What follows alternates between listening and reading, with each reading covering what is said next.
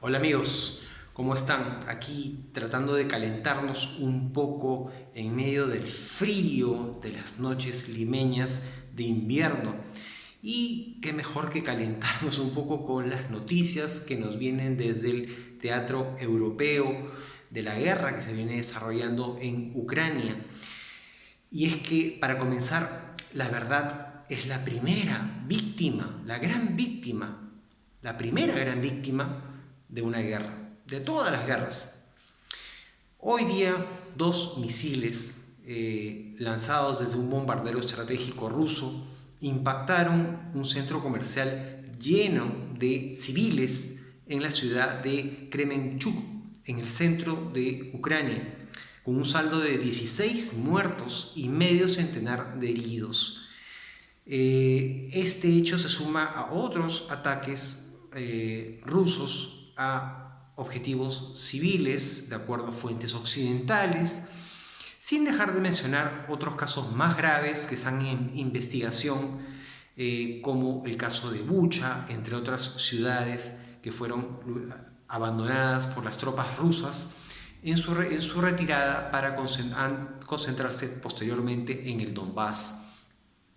Naturalmente, todo esto contradice la versión inicial de Putin de una operación militar especial para detener las atrocidades provocadas contra la población prorrusa en el Donbass. Y debo ser honesto con esto, amigos, y quiero ser muy claro: este espacio está hecho para dar un balance a la información, presentar, como lo he hecho siempre, tratar de mostrar las dos partes de un conflicto, no solamente una, ambas partes.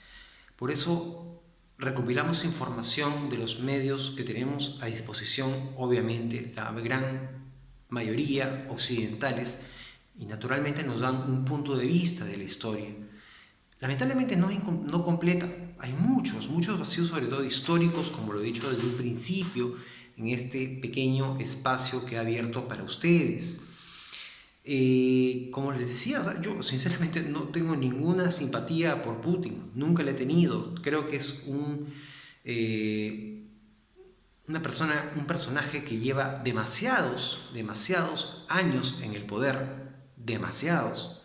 Eh, Se cataloga que tiene un régimen autoritario, y desde luego refleja un país ordenado, poderoso, pero hay muchas denuncias dentro de la propia Rusia. En fin, no estamos aquí para simplemente juzgar qué es verdad y qué no. Ya esa información se manejará en su debido momento. Sin embargo, vamos a lo que va en este mismo instante, y es la reunión del G7, de los países más poderosos y ricos del mundo, cuya reunión la vienen desarrollando en un castillo de Alemania. En ella están explorando limitar el precio del petróleo ruso, y pactar para dar más armas a Ucrania, entre ellas el envío de misiles de largo alcance. El G7 plantea presionar, por ejemplo, a India para que deje de adquirir crudo a Rusia.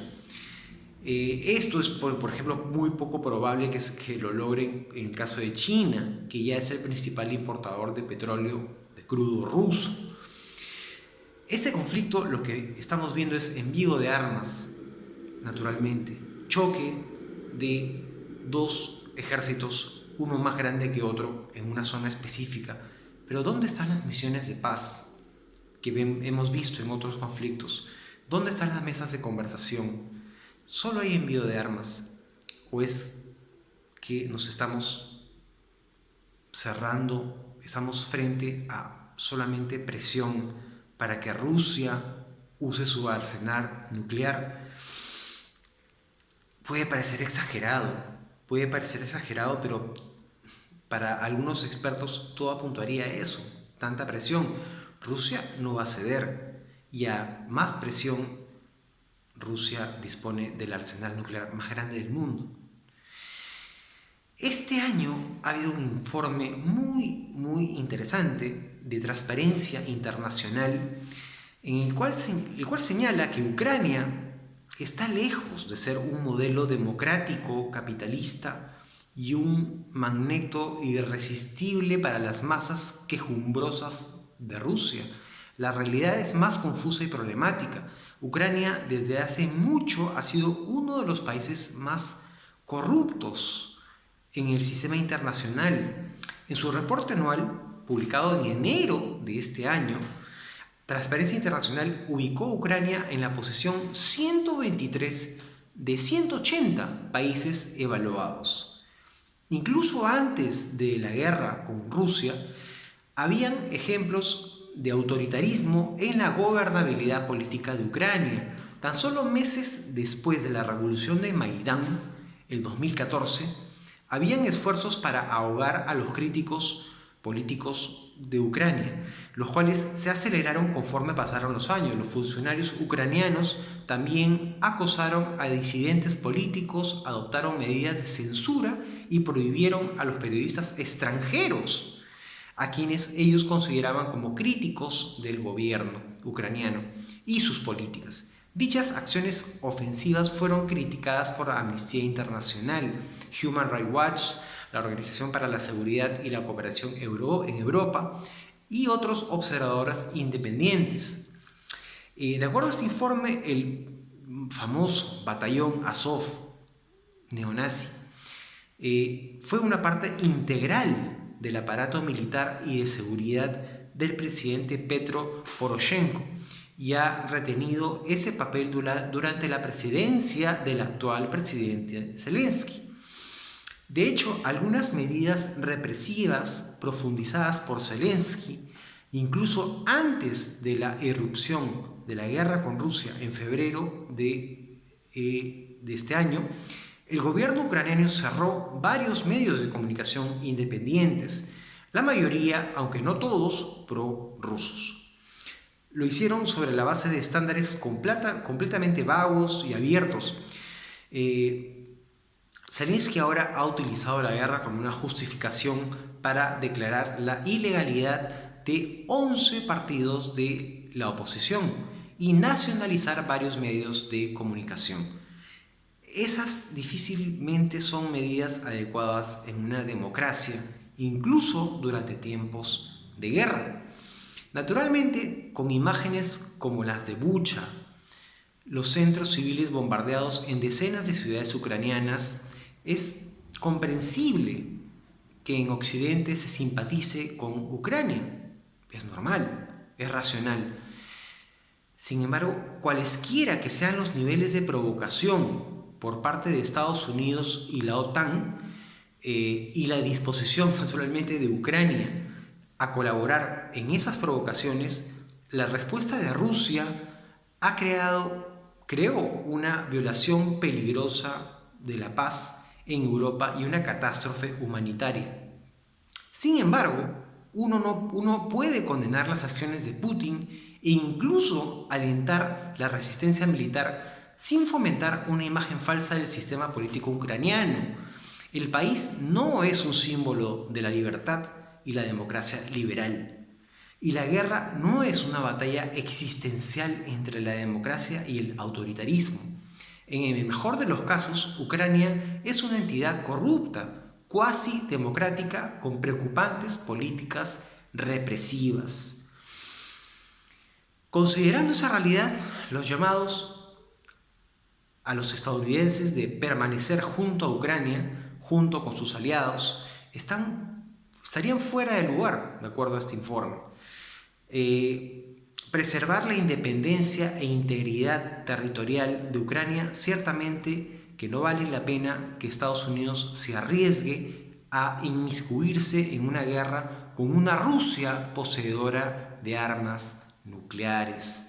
Eso es un resumen de este informe de este año de Transparencia Internacional, una entidad seria.